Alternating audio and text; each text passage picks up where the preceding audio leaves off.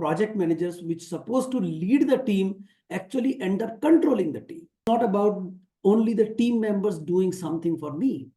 It is also about what I am doing for team members. From customer to client, client to advocate, advocate to trusted partner is all job of project. Control his her own reaction, not the people, not controlling the people, controlling self. And good evening, friends. My name is Vivek Prakash, and most of you may be knowing. And I, along with my colleague Kalyan Raman, who has already started, welcome you all to this 14th episode of the Project Management webinar.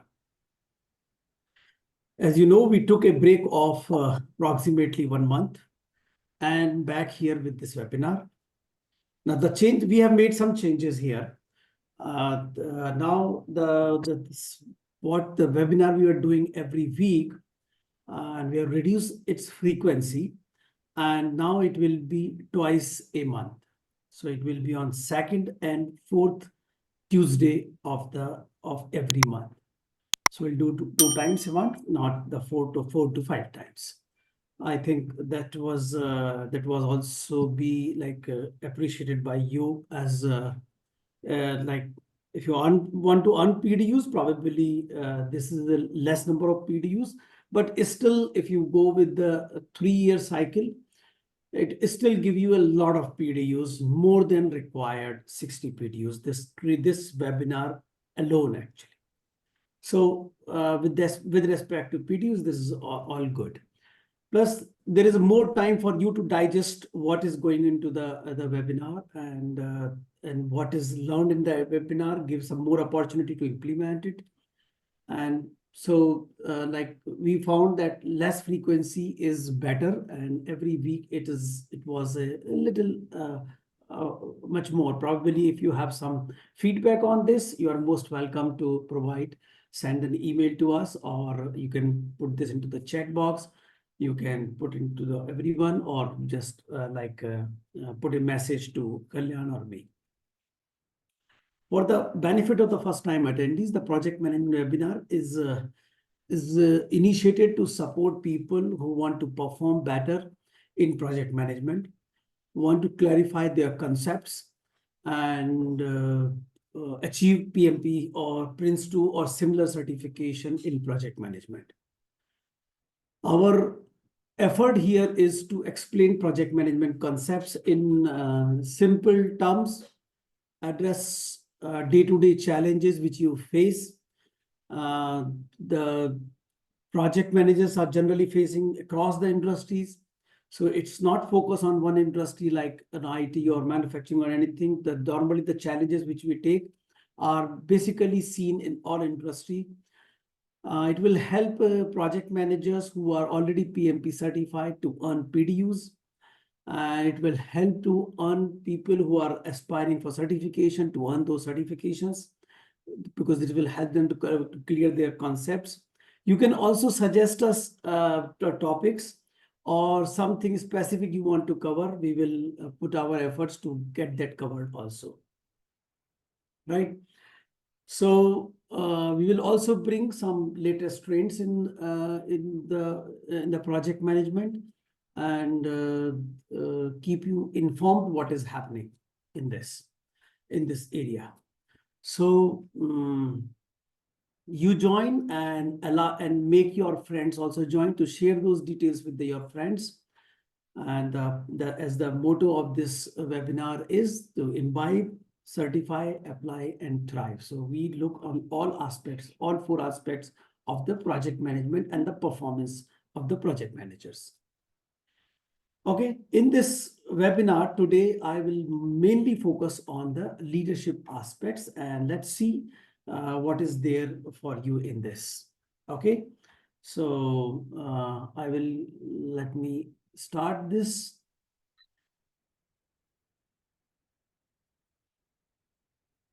Okay, so I think it is visible to you. What we are going to talk about is 5 traits of project leadership. Basically, leadership in project management, or basically the leadership traits a project manager is expected to demonstrate. And that would be the key to success. So from where this comes actually. So look at the talent triangle, which PMI has suggested.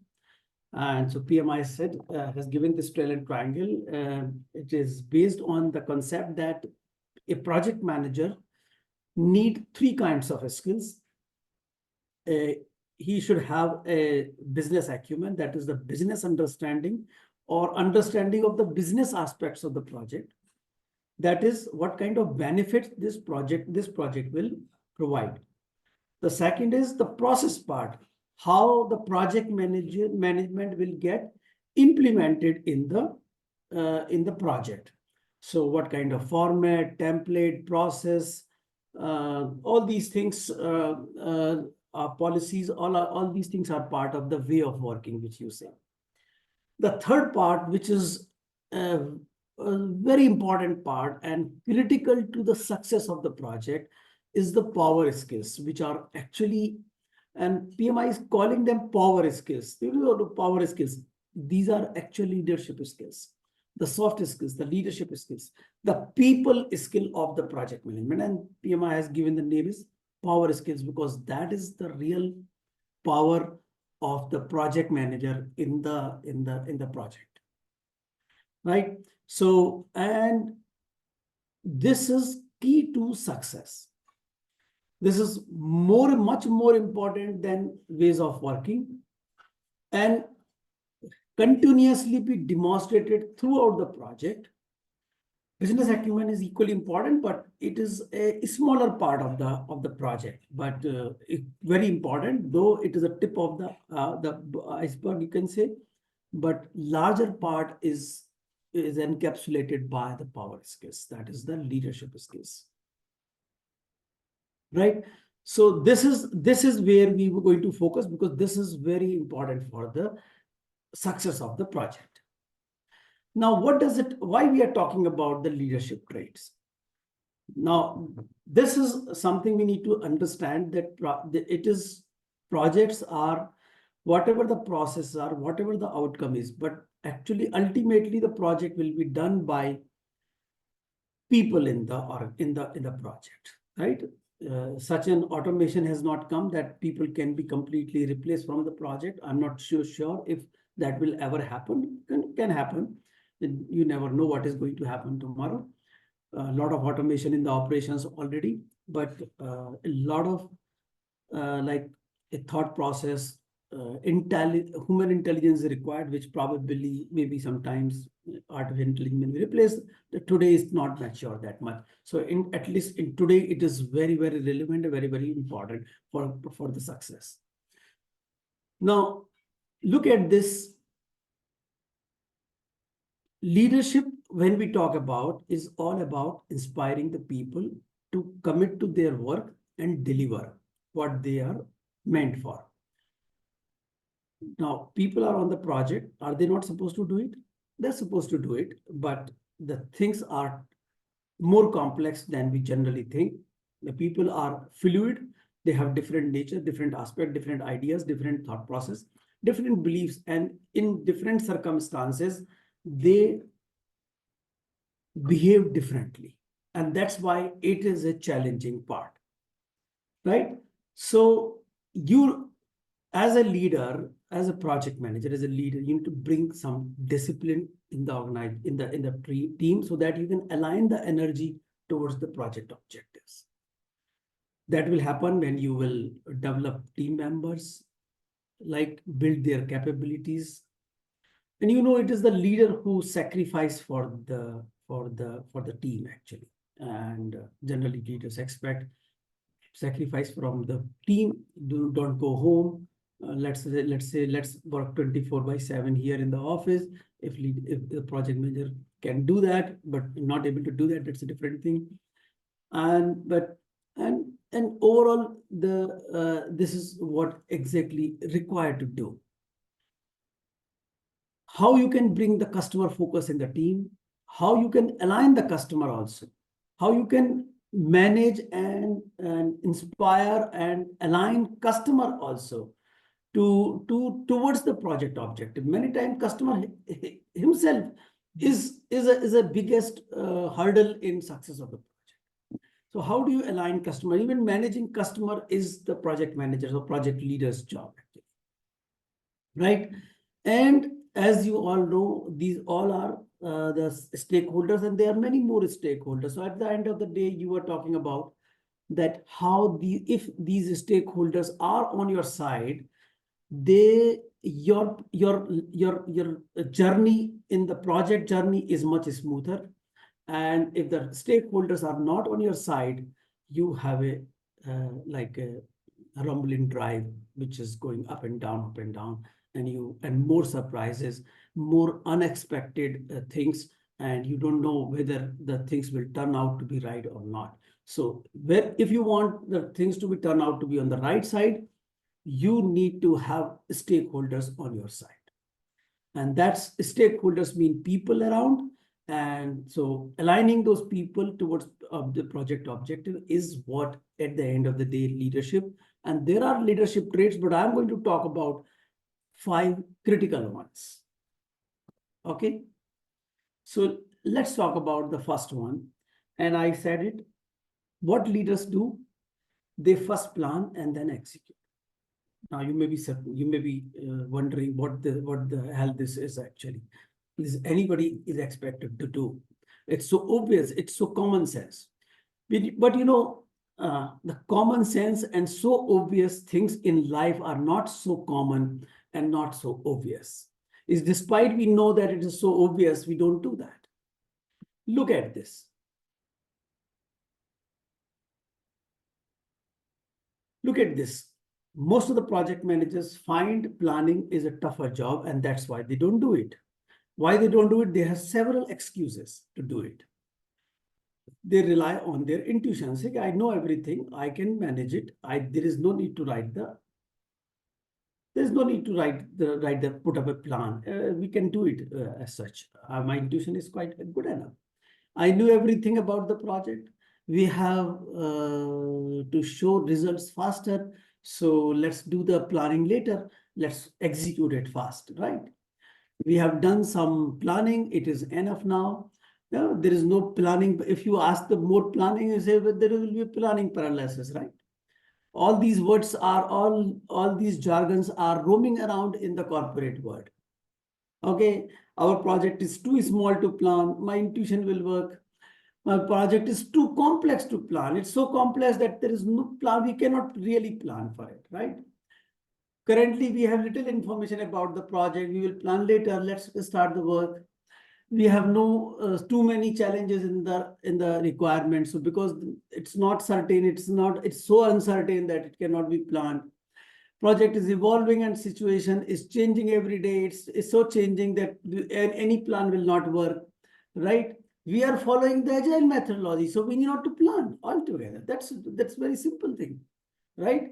People think in agile methodology there is no need to plan. We have not seen any project executed as per plan. So what is the point in having a plan? Plan or don't plan, right? And at the end of the day, the real work will happen only on weekends and the late evenings. So because we have seen it in that way, so there is no point planning. It is at the end of the day, every time we do this way, right? So instead of improving, we get into the same shoes actually. So action is important, not the plan. So let's do action without a plan.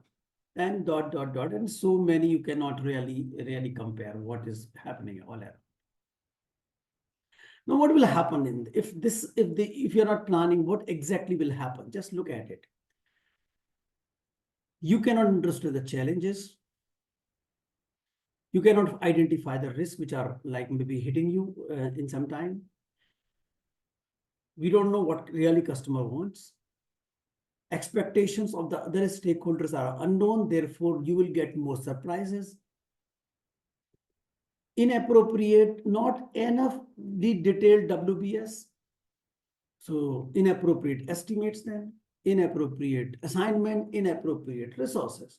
So with everything is, because the WBS is basis, if WBS is not appropriate, then everything turn out to be inappropriate.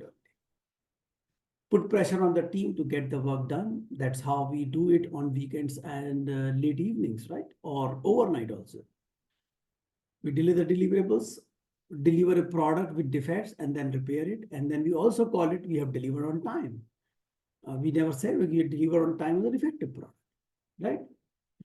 So this is the normal way of the, in a day-to-day life. You must be seeing this, many of these things. Not everything you may be seeing it. This is how it looks like, right? You initiate, you plan, and then execute, monitor and control, and just keep going on, keep going on. You keep moving between execution and monitoring control, execution and monitoring control, and move into a downward spiral of replanning, rework, and get stuck. And it keep going down and stretching your time in execution as well in monitoring control. So what you end up doing it, lot of monitoring and keep executing the project because it's not, things are not known. So what happens?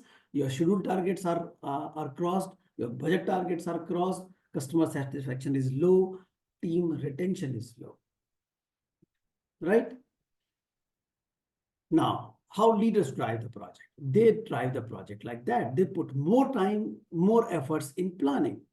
When they put more efforts in planning, the execution time comes down. Execution times come down, that is fine. But monitoring and control times significantly come down. So overall, if you see, you will see that it will look like this. So you spend more time in initiation, more time in planning, and reduce significant time in execution and monitoring and control. Look at it. At the time of planning, generally at the time of planning, a lot of planning is done in the beginning. You do the planning throughout the project. During the planning, the number of team members are less. The people involved in planning number of people are less, right? And when it is an execution, the number of people are more. So if execution increases, the cost increase very fast. And the lot of time of project managers, which supposed to lead the team, actually end up controlling the team because a lot of time goes into under control and the project is not under control. So you try to bring the project under control. Right? This is what the difference is. And that's what the difference between a normal project manager execute and a person who has a leadership mind actually execute the project. This is the basic thing. This is not something which is we are talking about anything of high level. What is the second trait? Look at the second trait. They say they live for their team members. Now, projects are done by team members, so team members are very important. And if you are not taking care of the team, then you can see you will be facing hundreds of issues. You can blame everything to everyone, but the project will not happen. That's what, or if it happens, you have to be there. You cannot be free. And you have to be after them all the time, trying to control the project. So let's look at it. What is happening? A normal what is a normal thing? When we go and build our team, what we do? When we go ahead and build our team, what we do? We take the team members, we check their technical skills, we check their attitude, we check what they know, what they don't know, what their aspirations are, whether he will stay on the project or not, what he can do, what he cannot do, whether he will fit in my project or not. All kind of things what a team members can do for this project or for me largely, right? But look at this. What will happen?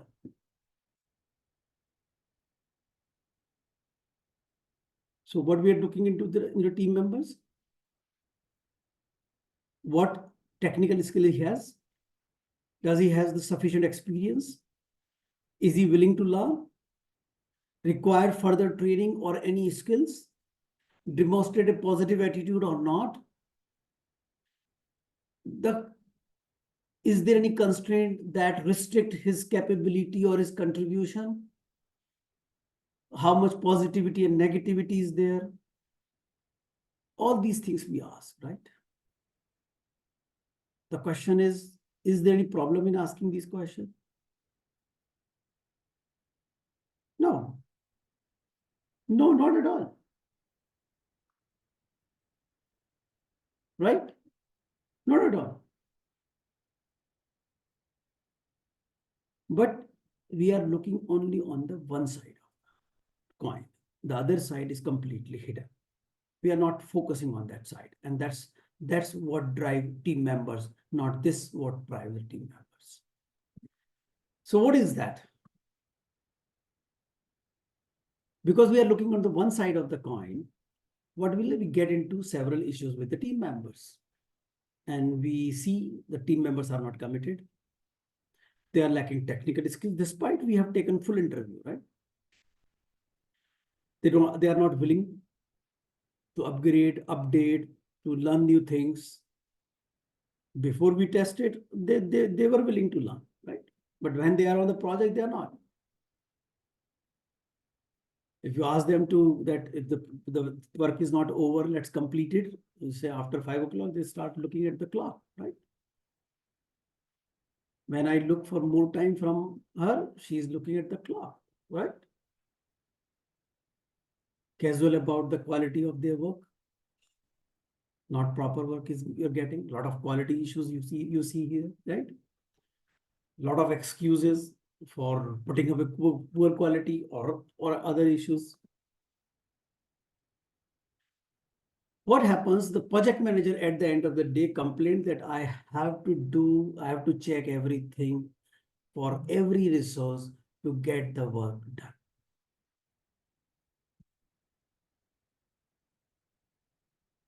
And they are not appearing to be listening to the project manager.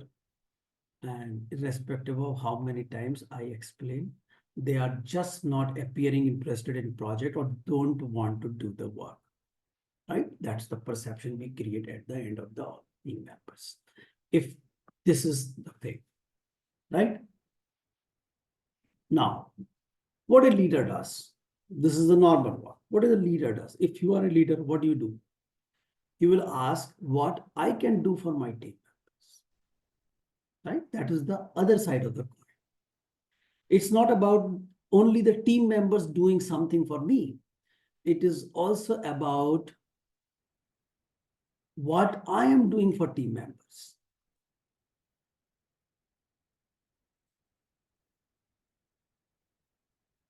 We have our own perception of our project, be good or bad.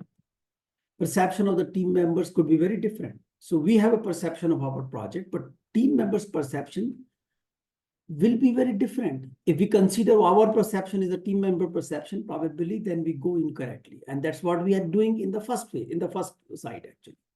We are not looking on their side actually. Every project has some unique giveaways. Okay. Important thing is that how these are presented to the people. Now, this is something which is underlying. I will come to that.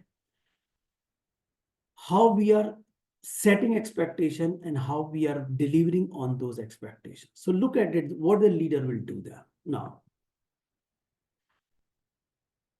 understand opportunities and threat in the project. What kind of opportunities and threat in the project? For whom? For team members. For team members, right?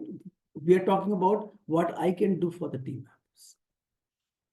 Present them to the team members and then listen to their views, their reaction, their response.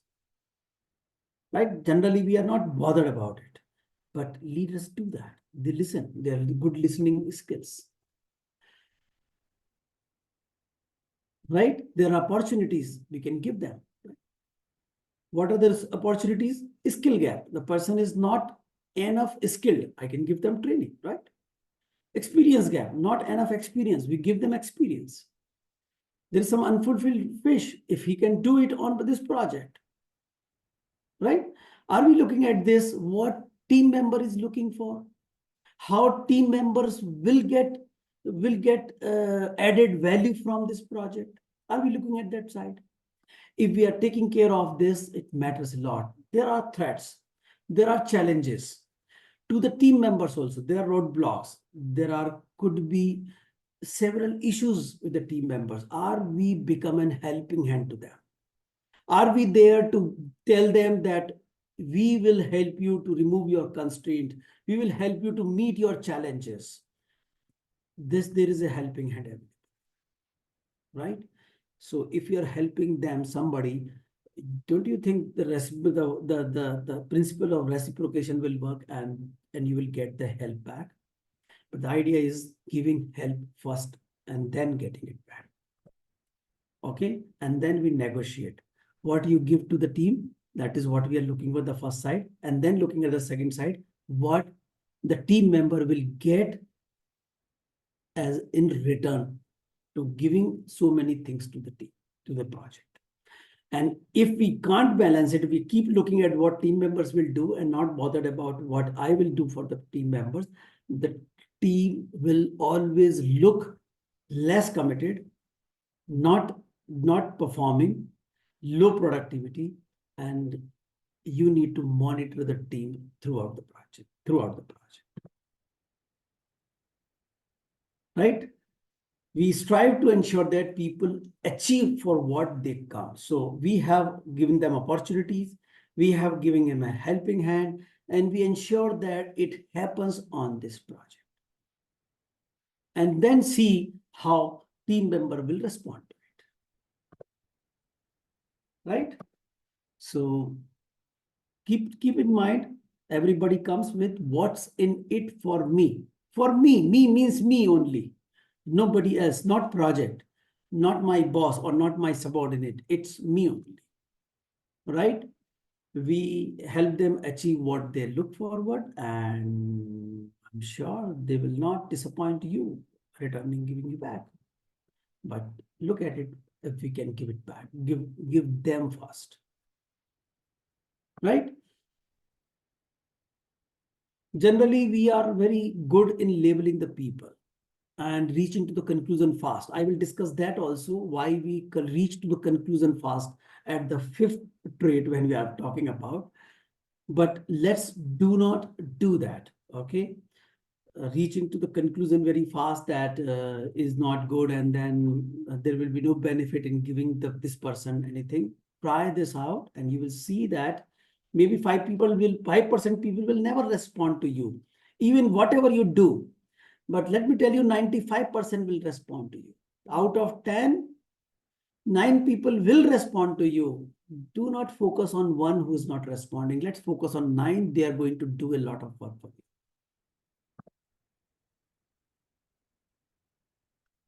you. Right? Remember, quality of the deliverable to the customer by the team is as good as project manager. So the quality of the deliverable of the project talks about the quality of the project manager and not the quality of the project team or anything else. Yes. What is the trait 3? The third trait is they look after their customer. Now remember this, I bring the team members first and then bring the customer. So you cannot bring, there are a lot of places, a lot of companies who says customer first, and there are a lot of companies who says the employee first. The slogans are good, but we have to see what actually happens, right? So when I bring they look for they live for their people, their team members, then that is what the first is. So if your team members are not with you, you cannot look after your customers. You alone cannot do that. A normal practice is to do what customer wants. Huh? That's what we are here for. We are here to deliver what customer want.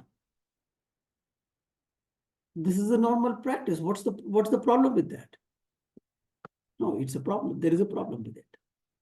Because in this statement, underlying assumption is that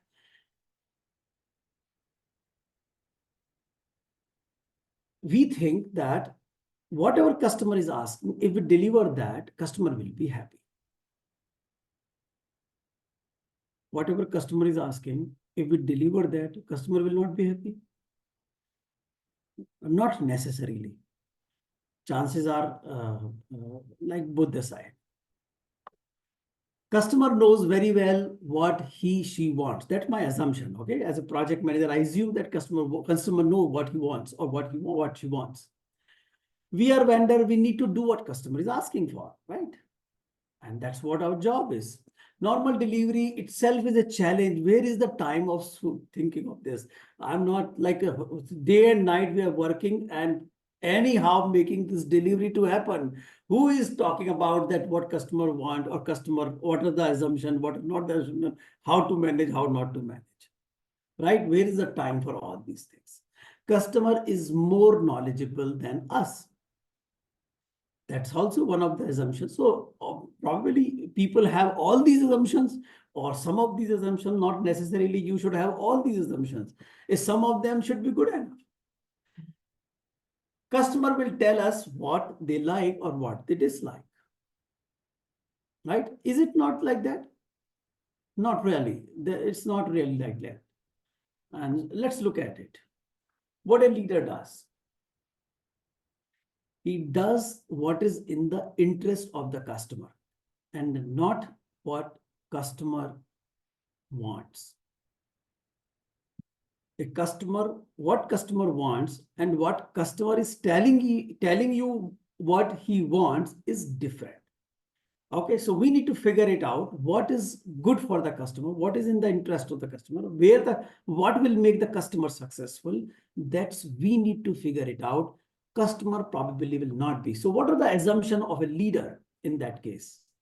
Customer will be happy when their needs will be fulfilled and not when we will deliver what they want. There is a difference in that. And there are fine differences. We need to look into that. Normally, customers do not know clearly what they want. In a relationship of customer and vendor, vendors are expected to be expert. Customer may or may not be. Customer is expert, he will hire an expert vendor. If customer is not expert, he will still hire an expert vendor. So vendor is expected to be expert, customer may or may not be, and that's why it's important for the vendor to figure this out, and they are in better position to figure this out. Vendor can tell customer that what he really wants. Probably customer may not know it.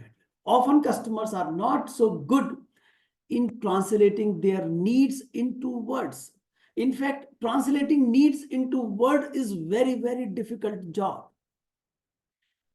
Even when you go and buy something which is not having any kind of form so far, it's a formless thing, and try to explain to the other person that what you really want, you will see the challenge in explaining into the words what is formless.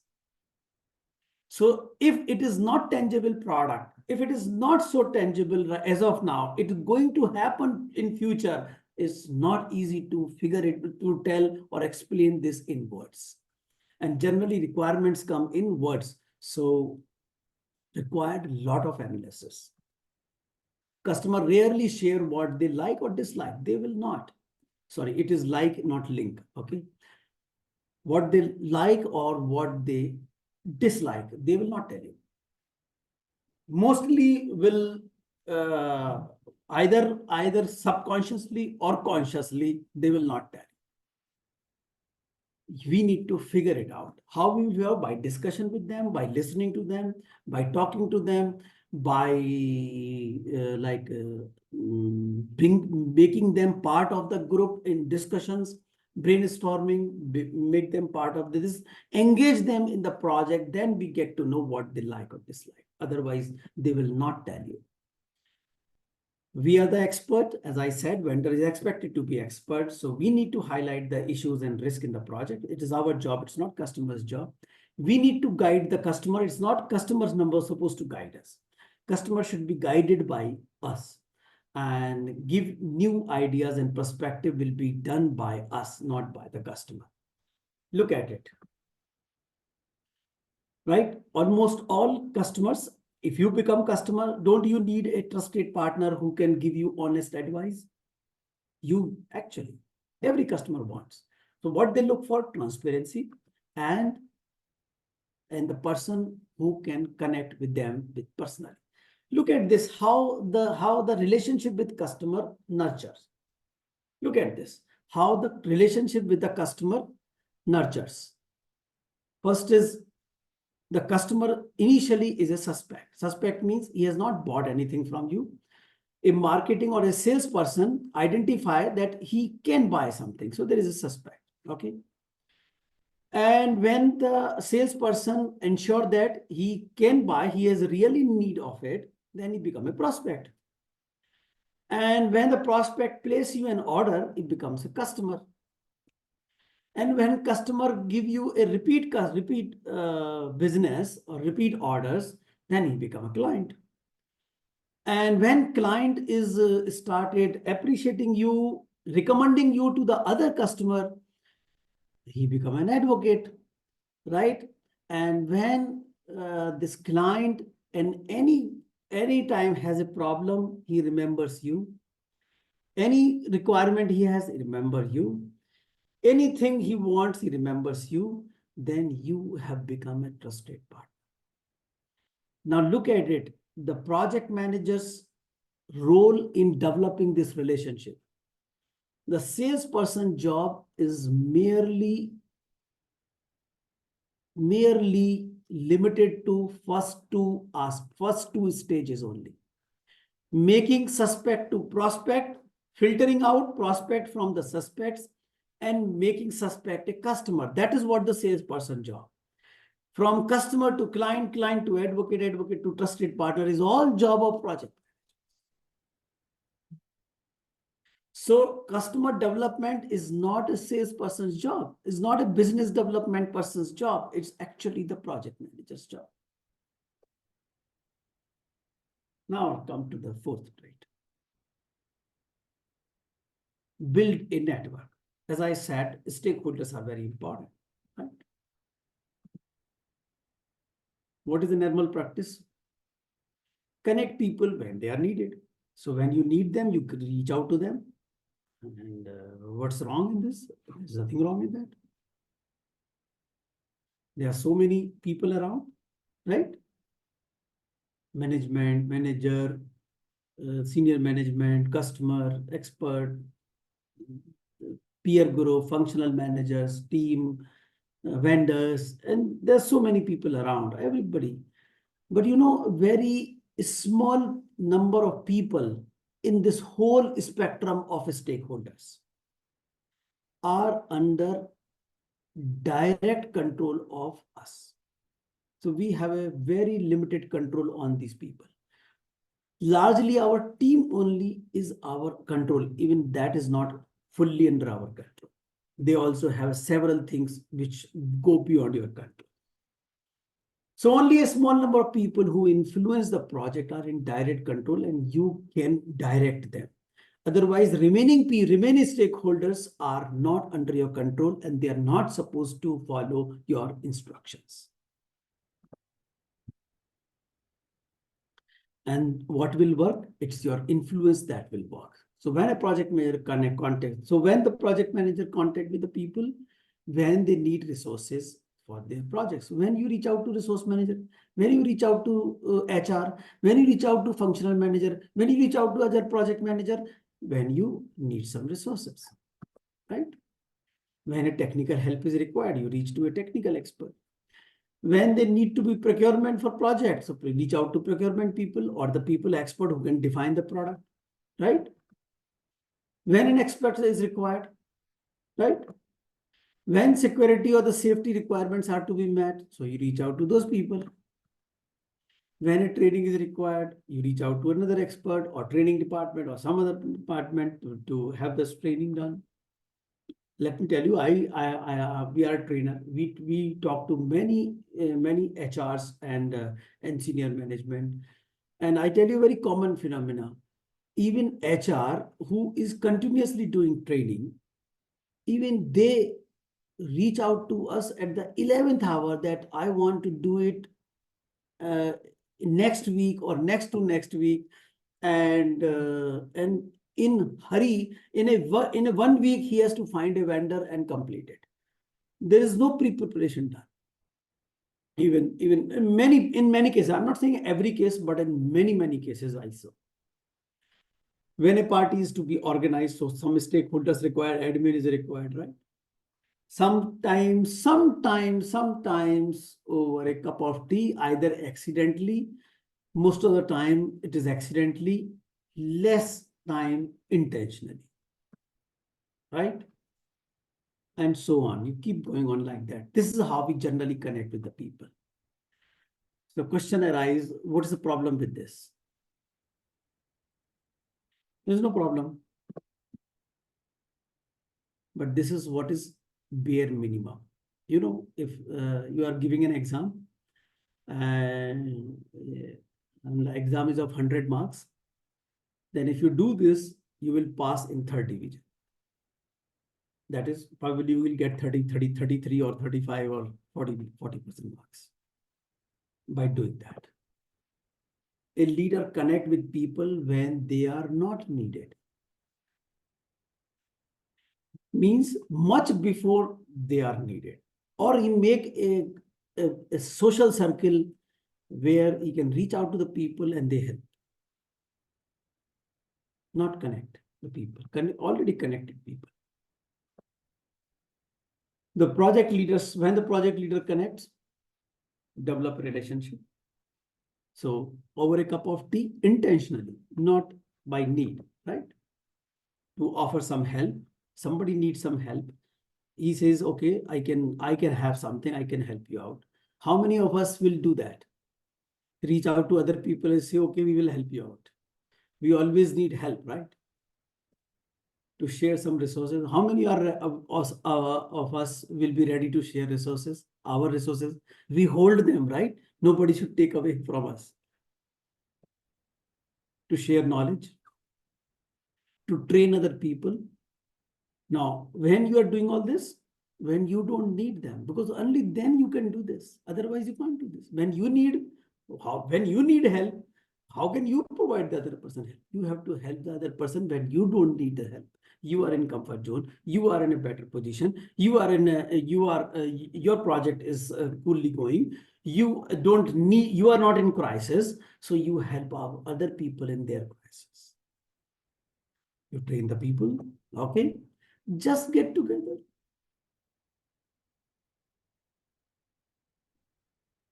And to initiate some volunteer activities. How many of us will be ready to volunteer for the organization initiative organization take?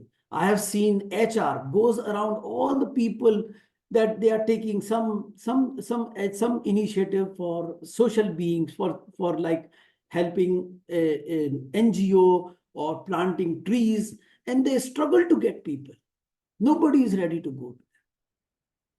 And never understand that this is a golden opportunity to network with the people. This is the only place where there is no hierarchy. You can network with any person of any hierarchy, anywhere in the hierarchy. A fresher can interact with CEO at same level without any kind of hierarchy. These are the only places. But if we go out of this, right? The aim is to socialize and connect with the people, make friends. Make friends. Make people who get benefited from you, who are credited by you. You have a bank account. Now you have bank account where you have lots of deposit.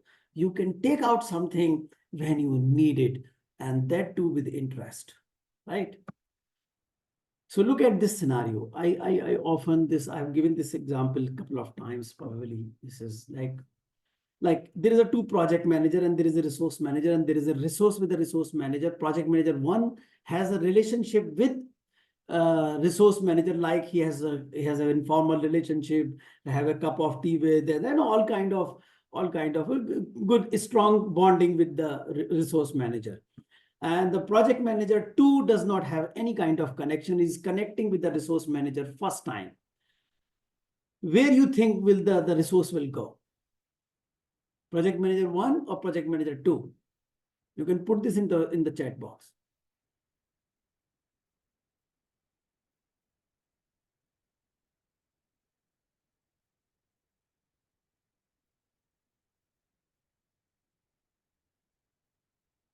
One, right? One, have relationship, right? Very common, very obvious, right? It's very obvious. This is very obvious, but let me. So what will happen? The resource will go to project manager 1. Now let's look at it. You don't have a strong relationship. You just had a coffee together at some point of time. So project manager 1 has just a coffee, or sometimes 1 or 2 times, and project manager 2 is connecting first time. Do you think still the resource will go with project manager 1?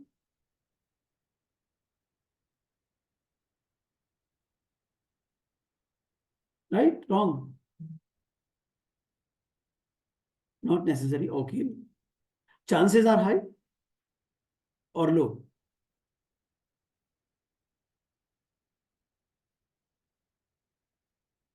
Chances are high. Okay.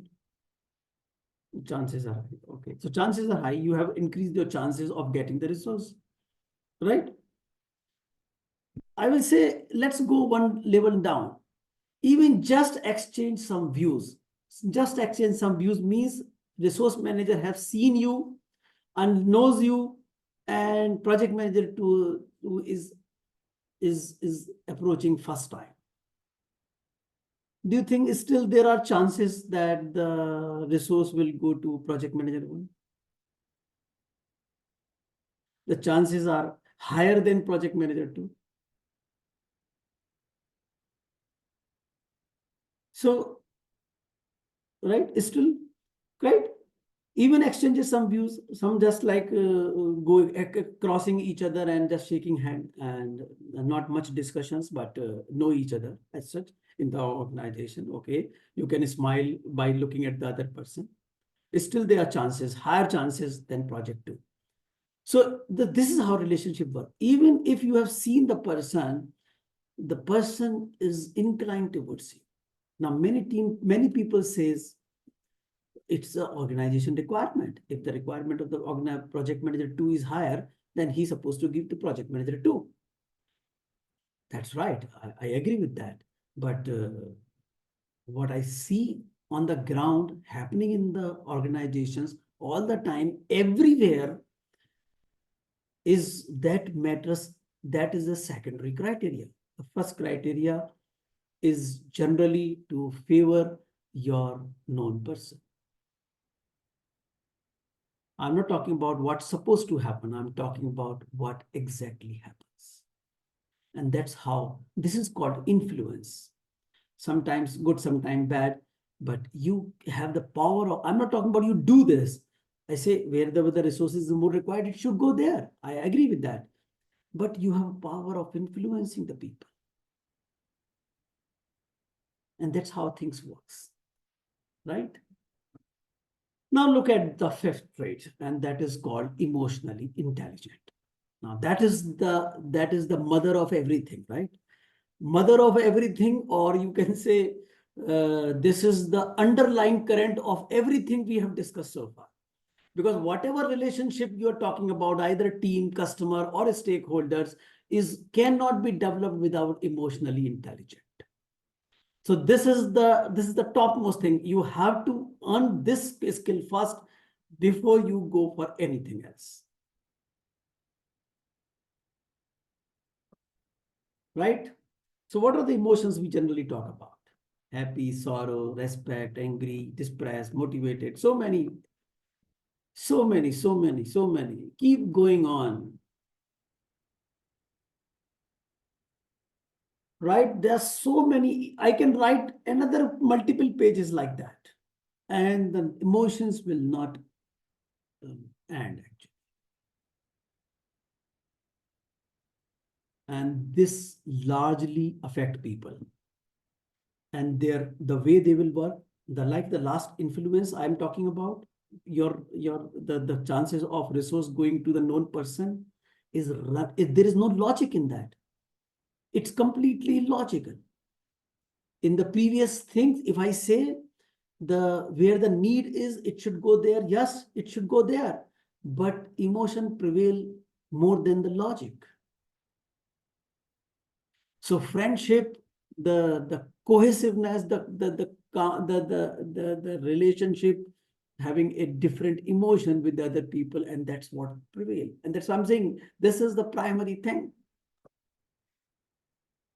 Whatever you work, look at the right hand side. This is where the emotional intelligence work. It is so much of things. Why? Because people are naturally emotional being.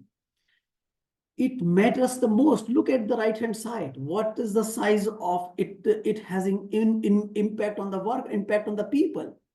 Managing emotion could be difficult. It has so much impact, but it is difficult. Why it is difficult? Because there is no schooling. Schooling is all focused on technical things. Give you first job, right? All tools, interviews you are doing are largely depend on technical skills, are largely assessing technical skills, not the other things. People often react and not actually act. So people generally react. So what you do, they will respond to that.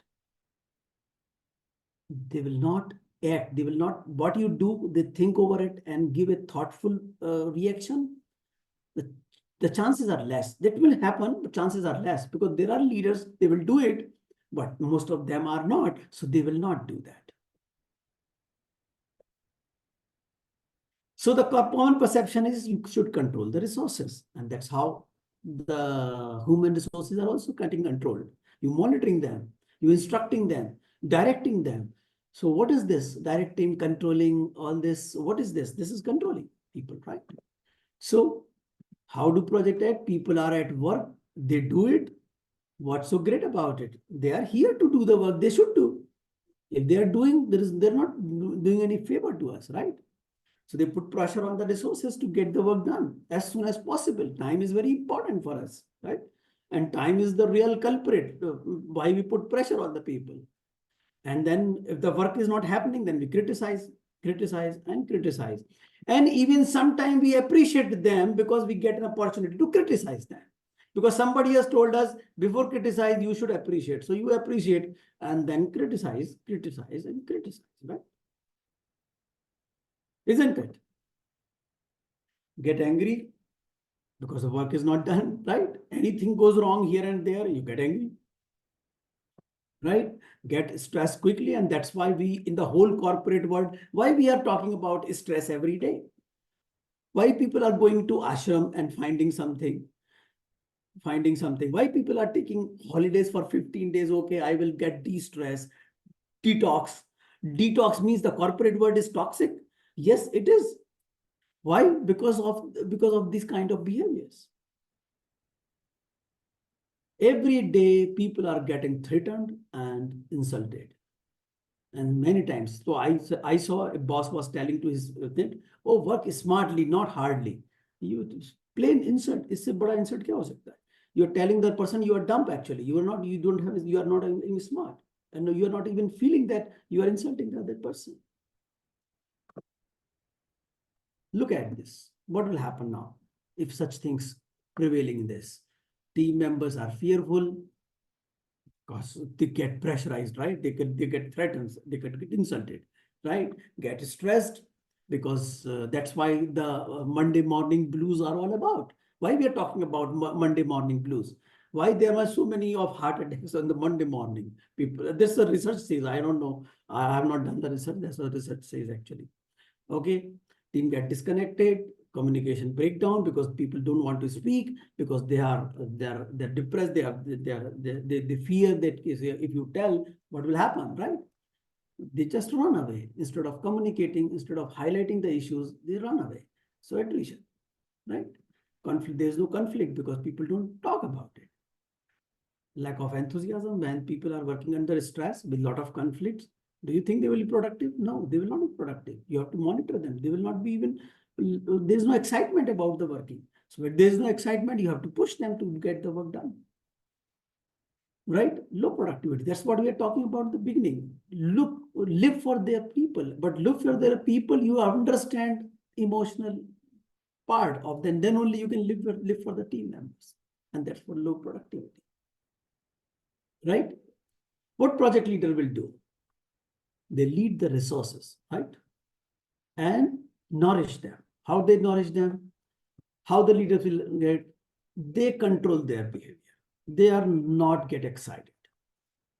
Empathetic towards issues, problems that resources are facing, right? So they say, okay, let's solve the problem instead of pressurizing it. Control his her own reaction, not the people, not controlling the people, controlling the self, right? Listening to team members, so there is no communication breakdown, and respect the opinion. Why people do not speak up? Because the opinions are not respected. If you respect the opinion, people will speak out. Engage team members in decision making. So transparency will come. They will be a part of this. You need not to communicate them decisions. They themselves will take the decisions. Cancel the cancel culture. What is cancel culture? Whatever resource say, you say no. Whatever the team will suggest, no. What you says no. So everything, whatever is coming to you, you say cancel it. So the leader actually cancel this whole cancel culture altogether. So there is no cancel culture. There is no no. Okay, let's listen. Let's see. Let's talk about it. Let's figure it out. Let we all talk about and then reject or accept things. Right? Empathize towards the emotion demonstrated by the other people can get angry. But at that time, you will become angry, then what will happen? Because emotions are contagious. Right? Find opportunity for appreciation, more appreciation, more appreciation. More you appreciate, reduce the criticism automatically. And educate. Now, I intentionally bring this kind of image here, where of the Arjun and Krishna is there. Arjun is completely looking at the current scenario of that he has to kill his own people, is completely depressed and not ready to work, right? And Krishna did not remain calm and give him the whole kind of knowledge in the center of the war field, or says battlefield, and making him to come up. And at the end, if you really read it, in the end they says, I give you all the knowledge, now up to you to decide what to do. They still ask him, it is up to you to decide, I just tell you whatever I know, right? So this is how. But what happened then? When you do this, the people become energetic. You see the general stand up and started fighting, and they fought very well, right? Fought for less conflicts, long-lasting decisions, less or no monitoring required, because the people are self-inspired, self-doing. They don't need any kind of monitoring. Less attrition. There's no need to go away. There's no, they can talk, they can work, they can discuss, they can get angry with you. So there is no need to go out, right? Higher productivity, less or no stress. So it is in very much in our hand, and this develop better. So better relationship is because of the high intelligence on the emotional side. So you get better customer relationship, better team relationship, better stakeholder relationship, and manage your people better, right? So remember, emotions are contagious. They are contagious. So if you get angry, other people get angry. So if you are happy, the other people will get happy. If somebody gets sorrow around you, all people will get sorrow around you. And the emotions are contagious, very transmission so fast, right? Last experience overshadow earlier experiences. And one thing I will tell, there are two things in the mind. We have the subconscious mind and conscious mind. I call them a quick mind and analytical mind. A quick mind immediately respond, a subconscious mind immediately respond. And analytical mind analyze the data and then respond. Emotions are generally controlled by quick mind, and they control the quick mind. So quick response, and that's why we say take a glass of water, hold for a moment, and then speak. Just want the quick mind not to react, but allow the analytical mind to think over and the rest. So controlling a little bit of quick mind and allow the analytical mind to work will be much better in response than the immediately responding, right?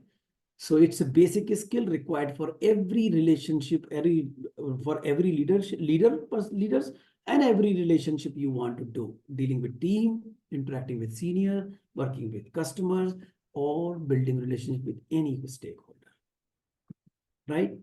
Practice it before anything else. And unfortunately, you can't learn it in classroom. I'm not telling you what is emotional intelligence. I'm just telling you should. So you go ahead and learn more. So this classroom is not sufficient. This 1 hour, absolutely not sufficient. So let's revisit. First, plan and then execute. Live for their team members. Look after their customers. Build a network, and emotionally intelligent, right? So it is all about planning, understanding stakeholders, and then managing them for effective execution, right? So managing stakeholders around and doing a disciplined execution of a meticulous plan is what the key of success, right? When it comes to people, it is more informal. Informal things are more effective than formal. So go informal, but as I said, it is much easier than said than done. So what you need is the practice, and the practice.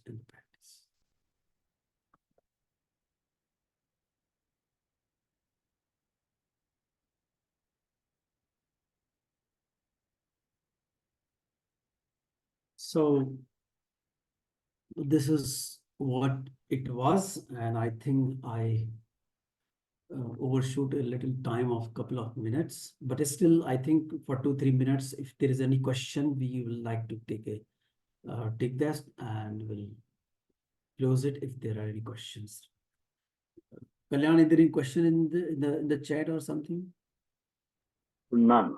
I'm not seeing anything, right? Nothing else.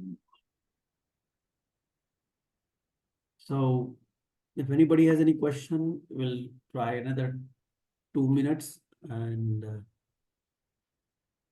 Or if you have any views to share, we or are any happy. views to share. Yeah, please. Well, I'm Shiv Kumar.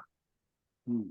Now, emotional intelligence, it's good that you have shared many things. It's not taught in the school, all that. Very, very correct.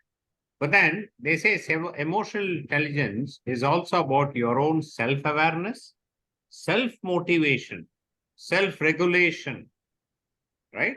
And of Yes. course, networking and all that. But Right.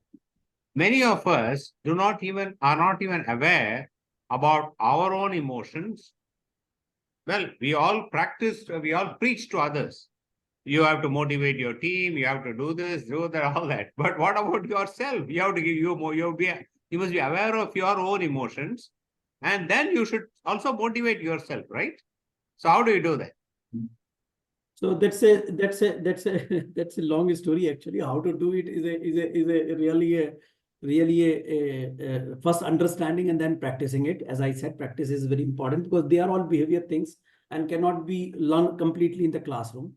So you are right that controlling self is important. So what I said at that time, that instead of controlling resources, let control your emotions. Actually, that's what is important.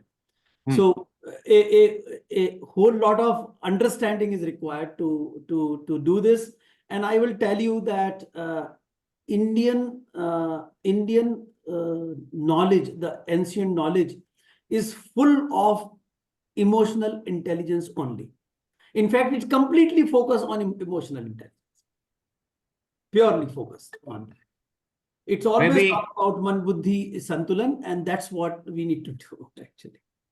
Well, maybe practicing meditation would help. Yeah, absolutely. But we should know what we are doing. It will definitely help. it will definitely help. They say in yoga, you first observe yourself. Observe yourself. Close your eyes and observe your thoughts, observe your mind. That's what people say. So once you start observing yourself, then probably you will be able to find out a little more of your emotions. Yeah, so the commonly yoga people think exercises actually. So yoga is not just exercise, it's just one part of the exercises. Raja The- yoga, yes. A lot of part is about behavior related actually in yoga, which is not Yes. popular in the people as such. So what Patanjali has written is a complete way of life, not just exercises. Okay. Yeah. Okay, thank you. Yeah, yeah. I think one thing what Mukesh is saying, the chances that the networking can be interpreted as driven with self-agenda. So that's what I'm saying. If you are not in need of the people, then there will be no self-agenda actually. You just build relationship. And that's what your agenda should be. Just building relationship. Helping other people. Help other people. How can be a selfish agenda? And genuinely help other people. I'm not talking about because they will help you, that's why you help them. No, you help them, just help them. So if you help 10 people, when you need, somebody will help you out. You don't need 10 people to help you out. Just one person is generally sufficient. Okay, I have a question, one more, supporting one. Yeah. Supposing someday you are very upset about something which is in your family or about yourself. On that day, you have to take some important decisions in meeting. You're called for a meeting, team meeting or whatever, important, and you will have to actively participate in it. On that particular day, you are very much upset. So where you have to take decisions, I think you stay away from the decision then. should you? But you can't, you have arranged in a big You way. you can explain to the other stakeholder that's and allow other people to take decision.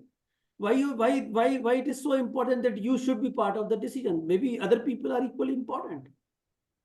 So if there are 10 people, 9 people can still take a decision, isn't it? Or we think we are so important. Okay, maybe you can ask them and then you can ponder over Allow it. them to take a decision, I will say. Okay. If you are not in right mental state, I think we should stay away from the Yeah, decision. that's true. That's true. Very true.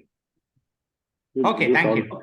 There's also something called as servant leadership. Whatever he talked about, a lot of it resonates well with the servant leadership. Yeah. Okay. Yeah, correct. Okay, one Arun has written, but doesn't living for the team sometimes conflict with our own external commitments? Of course, it can be navigated up to some extent via emotional intelligence, but when it is time to show results, every effort to be calm and composed seems to fall apart. That's absolutely right. That's why the leadership is required. That's why we need to do it well in advance. If we have not done and we are in this state, then we have not done enough. See, all these pressure, everything required generally come at the end of the project or in the middle of the project. So that's why I said, if you initiate and planning is better, that means planning does not mean only the scheduling. This is also plan, right? Okay, how you will take care of the resources. That is also plan. So if you have taken care of in the initiation and planning, I'm sure that is going on and you will not fall into the situation altogether. And that's the objective, that we should not move into this situation altogether. But if you are in this situation, then yes, then there is a little, then it is too late to do anything actually. So then it is next time, maybe. Maybe I would say it's a good lesson learned for the next cycle. What we could do better. Maybe in the project or the next project, how can we do better? That's the important learning for us. And we are not perfect. Let us accept all human beings are never perfect. We will get to learn, and maturity comes only with experience. Yeah. Okay, I think we are overshooting the time already on 10 minutes, and thank you very much for all you people staying still here and listening to this conversation. And so thank you very much for this. Thanks, Vivek. We will meet next Tuesday once again with the Thank you, sir. Thank you. It was a good session, very good.